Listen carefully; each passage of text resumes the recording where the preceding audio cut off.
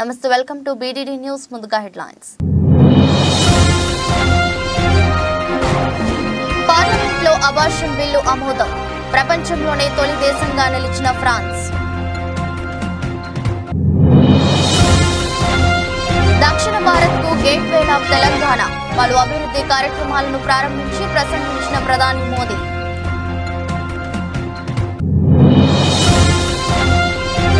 ప్రశాంత్ కిషోర్ వ్యాఖ్యలపై భగ్గుమన్న YCP. Twitter వేదికగా అంబటి సెటైర్లు.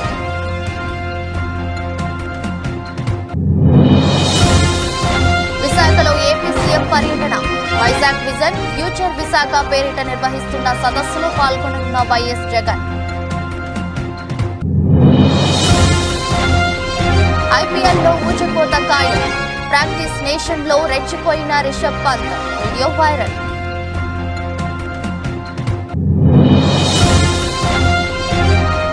షారూక్ రామ్ చరణ్ ని అవమానించలేదు. తన మూవీలోని డైలాగ్ ని చెప్పాడు. వీడియోతో క్లారిటీ.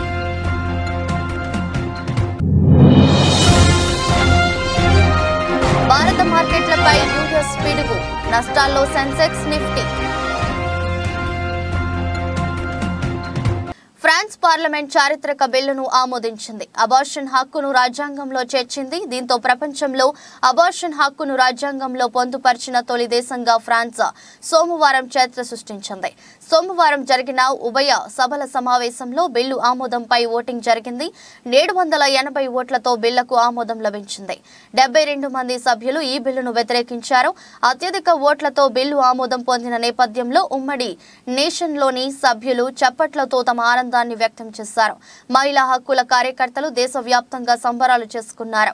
ఫ్రాన్స్ అధ్యక్షుడు ఇమాన్యుయల్ మక్రాన్ నిర్ణయాన్ని ప్రసంగించారు.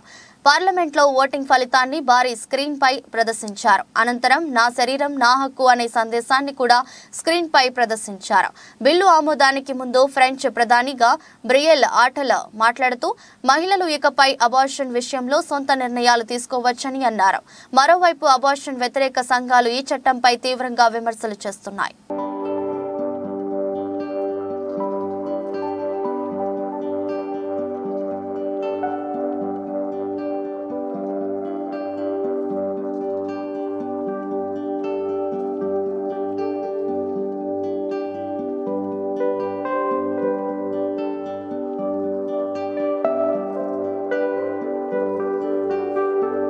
తెలంగాణ అభివృద్ధికి కేంద్రం నిరంతరంగా కృషి చేస్తుందని ప్రధాని మోదీ అన్నారు. సోమవారం ఆదిలాబాద్ లో 56,000 కోట్ల అభివృద్ధి పనులు ప్రారంభించామని, నేడు సంగారెడ్డి నుంచి మరో 7,000 కోట్ల అభివృద్ధి పనులను ప్రారంభించామని చెప్పారు.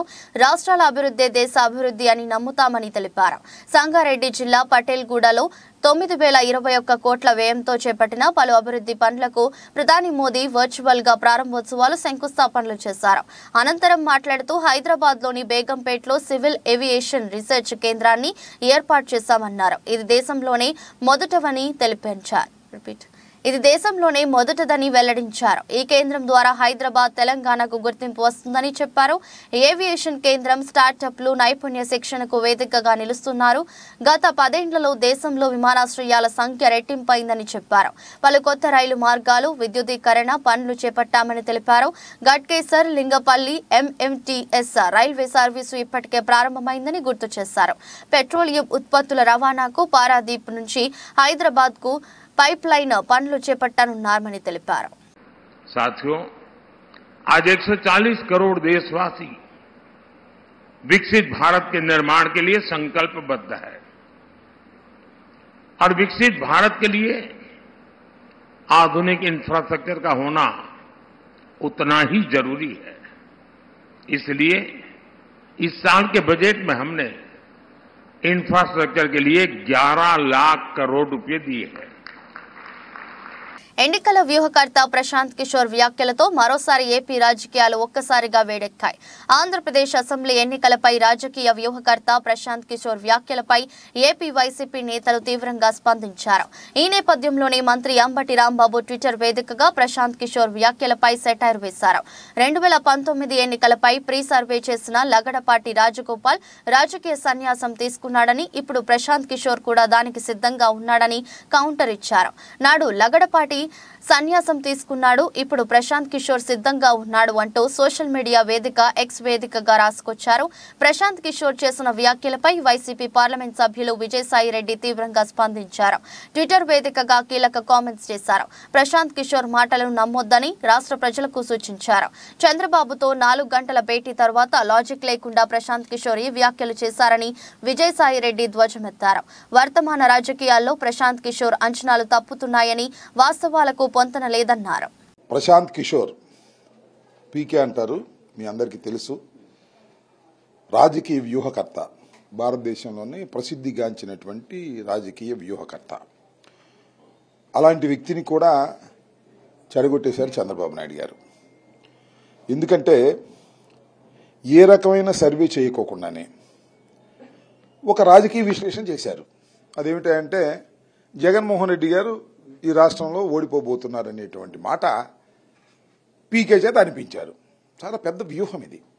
ఎందుకంటే చాలా స్పష్టంగా ఈ రాష్ట్రంలో వైఎస్ఆర్ కాంగ్రెస్ పార్టీ 175 గెలుచుకుని అధికారంలోకి రాబోతున్నటువంటి సూచనలు కనిపిస్తూ ఉన్నాయి.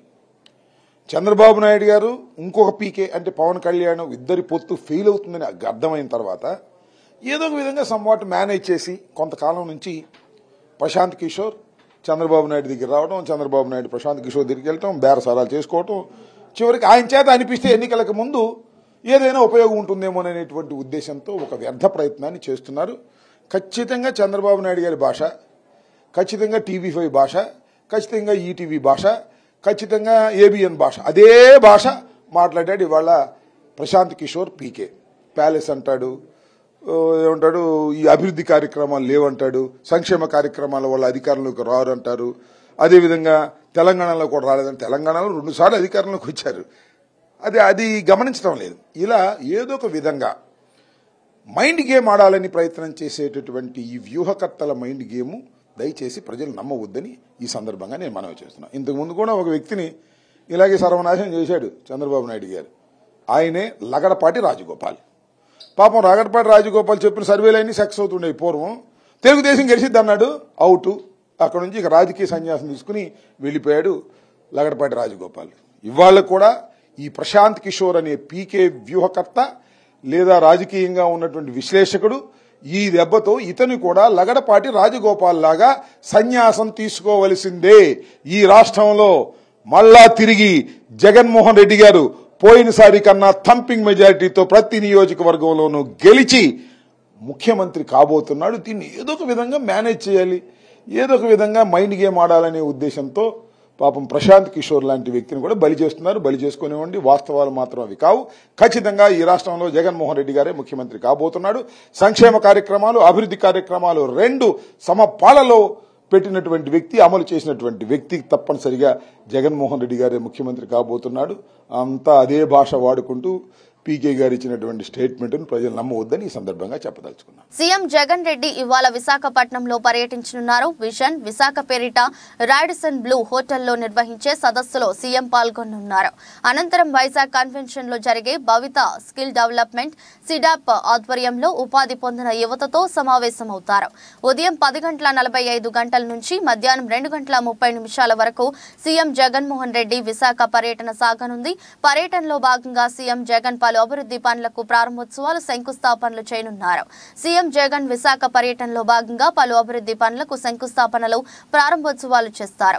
98 కోట్లతో వివిధ ప్రాంతాల్లో అభివృద్ధి చేసిన ఐటీఐలు, పాలిటెక్నిక్ కళాశాలలను సీఎం వర్చువల్ గా ప్రారంభిస్తారు. సుమారు 100 కోట్లతో ముడసర్లోవల్లో నిర్వహించనున్న జీవీఎంసీ నూతన భవనానికి జగన్ శంకుస్థాపన చేస్తారు. 10 కోట్లతో టెట్టెల్ పార్క్ పనులకు శ్రీకారం చుడతారు. వెంకోజీపాలెం నుంచి మారియాట్ హోటల్ వరకు డబుల్ రోడ్డు నిర్మాణం, మధురవాడకు కనితి బ్యాలెన్సింగ్ రిజర్వాయర్ నుంచి ఏర్పాటు చేయనున్న water supply project, underground drainage system తదితర ప్రాజెక్టులకు సీఎం జగన్ మోహన్ రెడ్డి శంకుస్థాపన చేయనున్నారు. మీకున్న ఆసక్తిని బట్టి ఈనాటి కార్యక్రమ ముఖ్య అతిథి గౌరవనీయులైన ఆంధ్రప్రదేశ్ రాష్ట్ర ముఖ్యమంత్రి వర్యులు శ్రీ వైఎస్ జగన్మోహన్ రెడ్డి గారు ఈ ప్రాంగణంలోకి విచ్చేశారు. Today's chief guest is Honorable Chief Minister of Andhra Pradesh, Sri Y.S. Jagan Mohan Reddy Garu has arrived at this premises. Andhra Pradesh రాష్ట్ర సర్వతోముఖాభివృద్ధికి అహర్హం కృషి చేసే రాష్ట్ర ముఖ్యమంత్రి వర్యులు శ్రీ వైఎస్ జగన్మోహన్ రెడ్డి గారు ఈ ప్రాంగణంలోకి విచ్చేశారు. వారికి చేస్తుంది. Hearty welcome to the dynamic chief minister of Andhra Pradesh Shri YS Jaganmohan Reddy గారు. పేద మధ్యతరగతి ప్రజల సొంతింటి కళ కలలుగానే మిగిలిపోతుంది. తెలుసో తెలియకో పర్వతాపూర్ సర్వే నెంబర్ 10, 11లో లేఅవుట్ చేసినప్పుడు కొంతమంది వ్యక్తులు ప్లాట్లను కొనుగోలు చేశారు. అయితే కొద్ది రోజులకే ఆ భూమి మొత్తం ప్రభుత్వ భూమి అని చుట్టూ కంచెను వేశారు. సుమారు 15-20 సంవత్సరాల నుండి ఆ కంచె అలాగే ఉంది. అయితే ప్లాట్ కొన్న బాధితులు పలుమార్లు అప్పటి ప్రభుత్వ దృష్టికి తీసుకెళ్లగా వారు 118 జీవోను విడుదల చేసి గజానికి 250 రూపాయలు కట్టి రెగ్యులరైజ్ చేసుకోవాలని ఆదేశించారు. అదే క్రమంలో కొంతమంది ఫ్లాట్ ఓనర్స్ ప్రభుత్వ నిబంధనల ప్రకారం డబ్బులు కట్టి మున్సిపల్ కార్పొరేషన్ లో కొంతమంది ఇంటి నెంబర్లను కూడా పొందారు. కానీ తెలంగాణలో కాంగ్రెస్ ప్రభుత్వం అధికారంలోకి వచ్చింది. రోజు ఉదయం 6 గంటల నుండి రెవెన్యూ అధికారులు కూల్చివేతలు మొదలుపెట్టారు. ఇంకా వివరాలు తెలియాల్సి ఉంది. సాయి ప్రియ ఫ్లాట్ ఓనర్స్ అసోసియేషన్ తీవ్రంగా ఖండిస్తుంది. రేపు జరగబోయే పార్లమెంట్ ఎన్నికల్లో కాంగ్రెస్ పార్టీకి తగిన బుద్ధి చెప్తామని హెచ్చరించారు.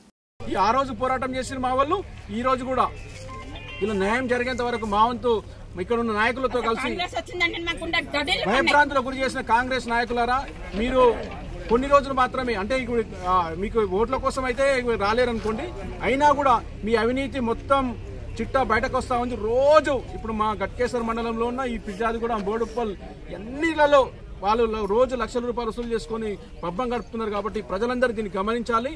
ఏదేమైనా కూడా ఇట్లా అధికారులు అంటే ఈ పొద్దున్న నుంచి వచ్చిన దాదాపు 300-400 ఇండ్లు ఇప్పటికే ఒలగొట్టిరు. మేము బీజేపీ పార్టీని తీవ్రంగా ఖండిస్తా ఉన్నాం. దీనిపై మేము ఒక పెద్ద ఉద్యమం గౌరవ కలెక్టర్ గారు కూడా చెప్తున్నాం. మరి ఇప్పుడు ఎవరు కూడా పట్టించుకునే పరిస్థితుల్లో లేరు. ఎందుకంటే వాళ్ళ కింద పనిచేస్తా ఉన్నారు కాంగ్రెస్ నాయకుల కింద.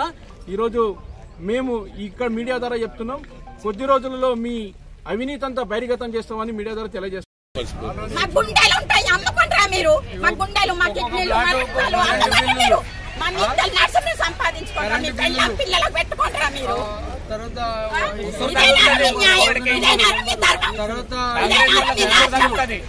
కాంగ్రెస్ దొంగలు, ట్యాక్సీలు, కరెంటు కాంగ్రెస్ దొంగలు ఇవన్నీ ఉన్నాయి. రిజిస్ట్రేషన్లు, లింక్ డాక్యుమెంట్లు వీళ్ళు వచ్చి 100 రోజులు కాలేదు. ఇంత దుర్మార్గానికి తెగిస్తున్నారు. వీళ్ళకి కాంగ్రెస్ వాళ్ళకి ఇంకా ఓటు ఎవడెత్తాడు పబ్లిక్. అప్పుడే కలెక్షన్లు మొదలు పెట్టారు.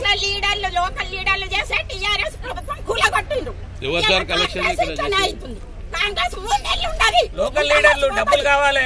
కాంగ్రెస్ వాళ్ళకి ఇప్పుడు కావాలట. జీవోలో పెట్టిన తర్వాత ఎట్లా కూలగొడతారండి? 118 జీవోలో పెట్టింది గత గవర్నమెంట్ మీద మేము ఫైట్ చేస్తే. ఎల్ఆర్ఎస్ ఉంది, మున్సిపల్ పర్మిషన్ ఉంది. 30 ఏళ్ల క్రితం కొన్న ప్లాట్లు ఇవి.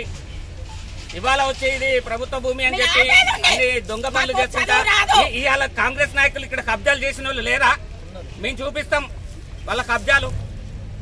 ఇప్పుడు ఇక్కడ గవర్నమెంట్ ల్యాండ్ అమ్ముకుంటే వాళ్ళ దగ్గర డబ్బులు తీసుకుని వాళ్ళకి కూలగొట్టిరా? ఇదే రెవెన్యూ అధికారులు కూడా లంచాలు తీసుకున్నారు కదా. రైతులకు 5-5 లక్షలు తీసుకొని రిజిస్ట్రేషన్ చేస్తున్నారు మేడిపల్లి 62 సర్వే నెంబర్లో. ఎంక్వైరీ ఏమన్నాడు? 5 లక్షలు రైతు దగ్గర తీసుకోకపోతే 30 నెలలకు రాస్తాం, సస్పెండ్ చేస్తారు ఎంఆర్ఓని, కలెక్టర్. వీళ్ళట ఆర్డీఓ ఏమంటాడంటే కాంగ్రెస్ నాయకులు ఎట్లా చెప్తే అట్లా వింటామంటారు. అదే ప్రభుత్వ తీరు, అదే అధికారుల తీరు. గులాంగిరా ఇదేమన్నా? వీళ్ళు అయ్యవ గుట్టిన వాళ్ళు కాదు, వీళ్ళు కరెక్ట్ చదివిన వాళ్ళు కాదు. చదివిన వాళ్ళు అయితే ఇట్లా చెయ్యరు. ప్రైవేట్ లిమిటెడ్ అనే సంస్థ 2009లో స్థాపించారు. ఈ సంవత్సరంలో సంస్థకు 15 సంవత్సరాలు పూర్తయింది. ఈ సందర్భంగా ఓర్జా అనే ఫెస్ట్ కార్యక్రమం పార్క్ హోటల్లో నిర్వహించారు. ఈ సంస్థను 3 అన్నదమ్ములు స్టార్ట్ చేశారు. ఈ సంస్థ ఇంకా అభివృద్ధి కావాలని మనస్ఫూర్తిగా కోరుకుంటున్నామని పలువురు వ్యక్తులు పేర్కొన్నారు. మా ప్రభుత్వం నుంచి ఈ సంస్థకు ఎటువంటి సాయం కావాలన్నా ఇవ్వడానికి మేము రెడీగా ఉన్నాము అని నిర్వాహకులు తెలిపారు. ఈ సందర్భంగా ఫణీంద్ర శర్మ, గీతా సౌజన్య, నాగిరెడ్డి, గాడం లావణ్య, గుర్రా సాయిశ్రీ, పవన్ కళ్యాణ్, సయ్యద్ ఆసిస్, శ్రీ మోని, సాయి జోష్న, ఇమ్రాన్ షేక్, కుప్పిలి బిందులకు అవార్డులు బహుకరించారు. టైర్ 2 సిటీలో టెక్ వైజన్ 15వ సంవత్సరం యానివర్సరీ ఫంక్షన్ చేసుకుంటూ అందులో పనిచేస్తున్నటువంటి ఐటీ ఎంప్లాయీస్ ఈ సంవత్సరం పాటు చేసినటువంటి పర్ఫార్మెన్సెస్కి బెస్ట్ అవార్డ్స్ ఇవ్వటం ద్వారా వాళ్ళలో ఉన్నటువంటి ఉత్తేజాన్ని వెలికి తీసి మరింత మెరుగ్గా పనిచేయడం కోసం ఇవాళ పార్క్ హోటల్లో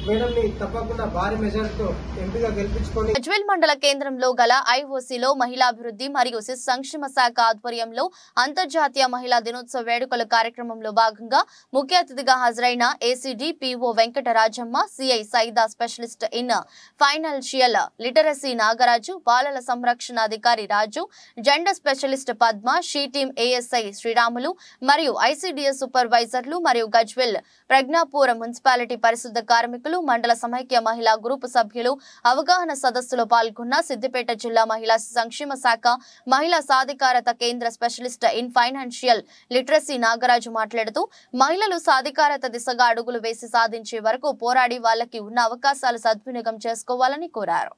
ప్రతిదానికి మేము మాకు తెలియదు అనే ఆలోచన చాలా మందిలో కొంతమంది ఉండడానికి అవకాశం ఉంది. అటువంటి ఆలోచన ఉన్న వాళ్ళకు మీరు గ్రౌండ్ లెవెల్లో ఉంటారు కాబట్టి మీరే తెలియపరచాలి. ముఖ్యంగా అంతకు ముందు ఉన్న విషయాలు లాస్ట్ 10-15 ఇయర్స్ తో పోల్చుకుంటే ఇప్పుడున్న సిచ్యువేషన్ లో చాలా మంది మహిళలు చాలా రకాలు, చాలా రంగాలు, అన్ని విధాలుగా మాకంటే ముందు మీరున్నారు. కాబట్టి దయచేసి మీ గురించి మీరు తక్కువ అంచనా వేసుకోవద్దు. మీరు చేస్తున్న పని ప్రతి ఒక్క చదివి ఏమేమి ఉన్నాయి, వాళ్ళు ఏం చేయొచ్చు, ఏం చేయకూడదు, చేయడానికి ఉపయోగపడే మార్గాలు ఏమని, వాటి గురించి మీకున్న ప్రాబ్లమ్స్ ఏమున్నా కానీ ఎవరికి తెలియపరచవచ్చు. దానివల్ల ఎటువంటి పరిష్కారం దొరుకుతుందనే విషయం గురించి సఖీ సెంటర్ మేడం గారు కూడా చెప్పారు. దాని గురించి మళ్ళీ రిపీట్ చేయడం కరెక్ట్ కాదు. ముఖ్యంగా మీకు మరీ చెప్తున్నాము, మీరు ఫీల్డ్లో ఉంటారు. మీకు ప్రతి గ్రామ పంచాయతీలో మహిళలకు సంబంధించిన సాధక బాధ 54వ డివిజన్ పరిధిలో జరిగిన అభివృద్ధి కార్యక్రమాలలో డివిజన్ ని పైలట్ డివిజన్ గా అభివృద్ధి చేస్తామని ఎమ్మెల్యే నాయిని రాజేందర్ రెడ్డి తెలిపారు. రేవంత్ రెడ్డి గారు ఇచ్చినటువంటి 10 కోట్ల రూపాయల సిడిఎఫ్ ని అత్యవసరంగా ఉన్న వాటికి కేటాయిస్తూ వారి సమస్యలను అక్కడికక్కడికే పరిష్కరిస్తూ మిగతా సమస్యలు ఏదైనా కానీ ఉంటే వాటికి ఒక కమిటీ ద్వారా పరిష్కారానికి కృషి చేయాలని చెప్పి చేస్తూ వాటర్ లైన్లు కొన్ని ప్రారంభోత్సవాలు కానివ్వండి, కొన్ని కేటాయింపులు కానివ్వండి, ఈ 54వ డివిజన్ని అంతర్జాతీయ మహిళా దినోత్సవం సందర్భంగా భారతీయ జనతా పార్టీ తెలంగాణ రాష్ట్ర మహిళా మోర్చా అధ్యక్షురాలు డాక్టర్ మేకల శిల్పారెడ్డి ఆధ్వర్యంలో నారీశక్తి వందన్ యాత్ర నిర్వహించారు.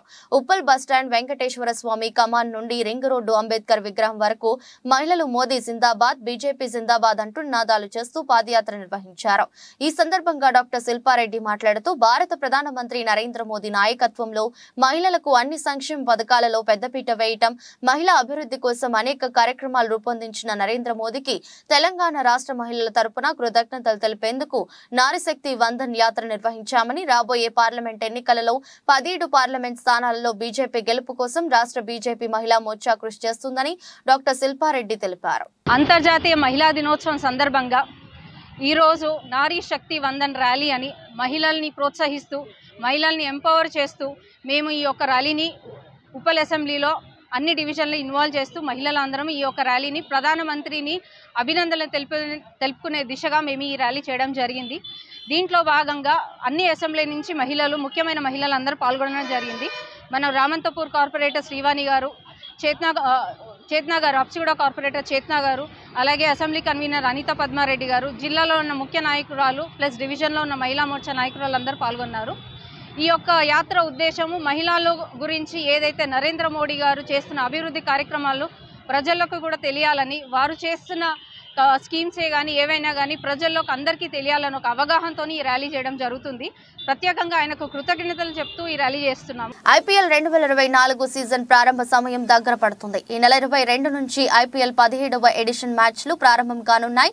74 రోజుల పాటు యావత్ క్రికెట్ ప్రపంచాన్ని ఉర్రూతలూగించేందుకు క్రికెటర్లు సన్నద్ధమవుతున్నారు.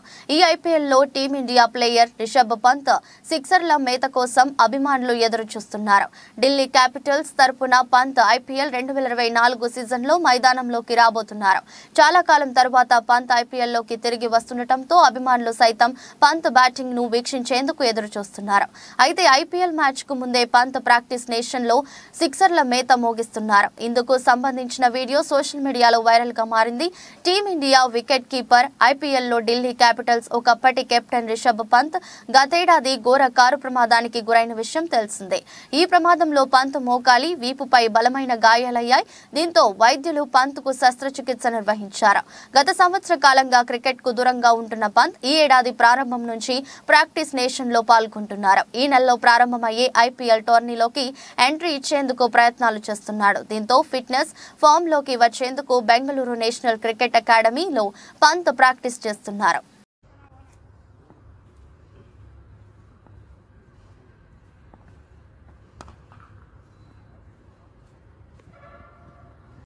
Mega power star Ram Charan తన సతీమణి ఉపాసనతో కలిసి Anant Ambani Radhika merchant pre wedding celebrations ని అటెండ్ అయిన సంగతి తెలిసిందే. ఈ ఈవెంట్ కి దాదాపు బాలీవుడ్ లోని అందరూ స్టార్స్ హాజరు కాగా సౌత్ నుంచి రజనీకాంత్, రామ్ చరణ్, అట్లీ మాత్రమే అటెండ్ అయ్యారు. ఇక ఆ ఈవెంట్ లో ఈ స్టార్స్ కి సంబంధించిన ఫోటోలు, వీడియోలు నెట్టింట వైరల్ అవుతున్నాయి. ఈ క్రమంలోనే స్టేజీపై నాటు నాటు సాంగ్ కి బాలీవుడ్ ఖాన్ త్రయం షారుఖ్, అమీర్, సల్మాన్ డాన్స్ వేసిన వీడియో బయటకు వచ్చి బాగా వైరల్ అయింది. ఆ డాన్స్ సమయంలోనే షారుఖ్ ఖాన్ రామ్ చరణ్ ని వేదిక మీదకి పిలిచి నాటు నాటు స్టెప్ ని ఖాన్స్ అందరూ కలిసి చరణ్ తో వేశారు. అందుకు సంబంధించిన వీడియో కూడా బయటకు వచ్చింది. ఇక్కడి వరకు అంతా బాగుంది. అయితే ఆ వీడియోలో షారుఖ్ రామ్ చరణ్ ని పిలిచేటప్పుడు ఇడ్లీ వడ రామ్ చరణ్ అంటూ సంబోధించారు. షారుఖ్ ఇలా మాట్లాడటంతో కొంతమంది టాలీవుడ్ ఆడియన్స్ షారుఖ్ రామ్ చరణ్ ని అవమానించాడు అంటూ కామెంట్స్ చేస్తూ వస్తున్నారు. ఈ విషయంలో షారుఖ్ సారీ చెప్పాలంటూ పేర్కొంటున్నారు. అయితే అసలు విషయం ఏంటంటే షారుఖ్ రామ్ చరణ్ ని అవమానించలేదు, తన మూవీలోని డైలాగ్ ని చెప్పాడు. ఒక వీడియోతో క్లారిటీ ఇచ్చేసిన షారుఖ్ అభిమానులు షారుఖ్ ఖాన్ నటించిన 1-2 కా 4 మూవీలో షారుఖ్ ఒక డైలాగ్ చెప్తారు. ఆ డైలాగ్ లో సౌత్ లో ఫేమస్ అయిన వాటి గురించి మాట్లాడుతూ ఇడ్లీ వడ రజనీకాంత్, వెంకటేష్, నాగార్జున అంటూ సంబోధిస్తారు. ఆ డైలాగ్ ని అంబానీ ఈవెంట్ లో చరణ్ పిలిచేటప్పుడు షారుఖ్ ఉపయోగించారు. రజనీ పేరు స్థానంలో రామ్ చరణ్ పేరుని పెట్టి షారుఖ్ ఆ డైలాగ్ చెప్పారు. అయితే సౌత్ ఆడియన్స్ కి ఆ డైలాగ్ గురించి తెలియకపోవడంతో చరణ్ ని అవమానించారని భావించి తెగ ఫీల్ అయిపోయారు. Nacho Gane pe for Radhika Anand and the entire Ambani family. Whenever you are, get on your feet and Nacho. Anand Radhika ko lekar. Come on guys.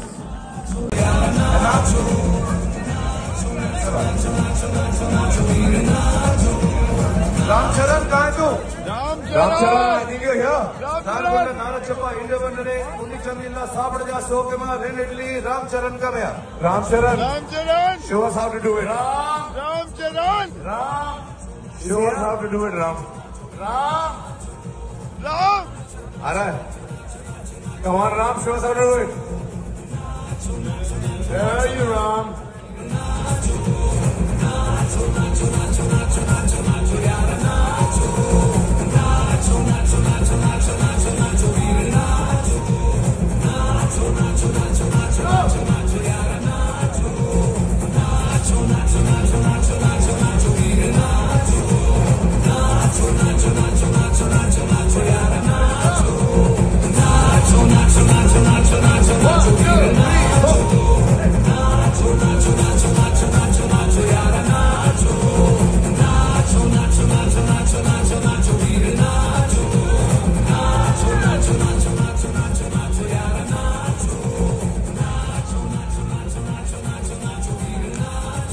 Ladies and gentlemen, for the very, very finale, the whole family is going to be here on stage.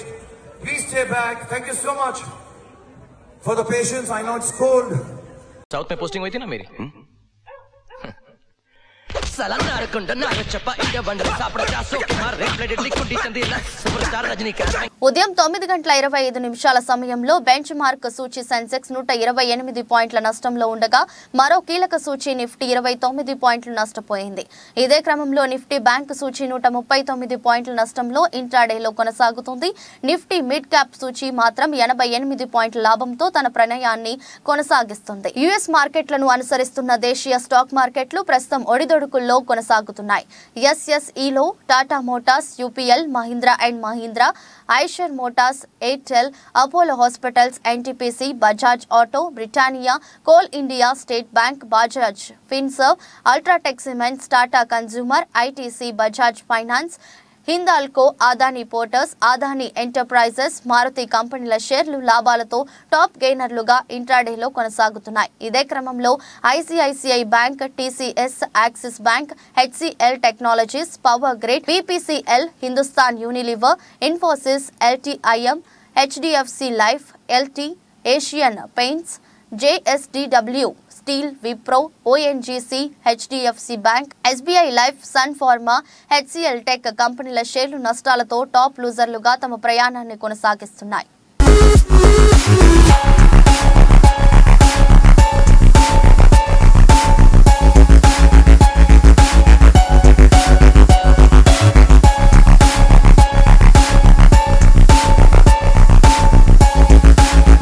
వార్తలు ముగించే ముందు మరోసారి headline.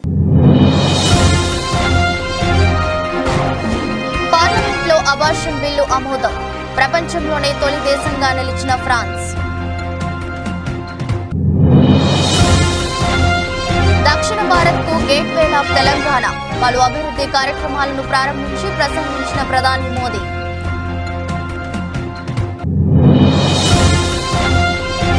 Prashanth Kishore వ్యాఖ్యలపై వంగమన్న YCP. Twitter వేదికగా అంబటి సెటైర్లు.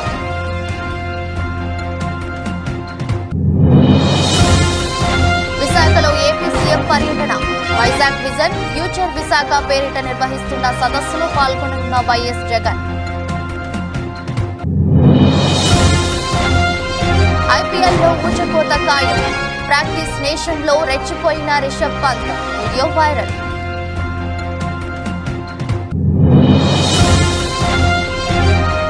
షారూక్ రామ్ చరణ్ ని అవమానించలేదు. తన మూవీలోని డైలాగ్ ని చెప్పాడు. వీడియోతో క్లారిటీ.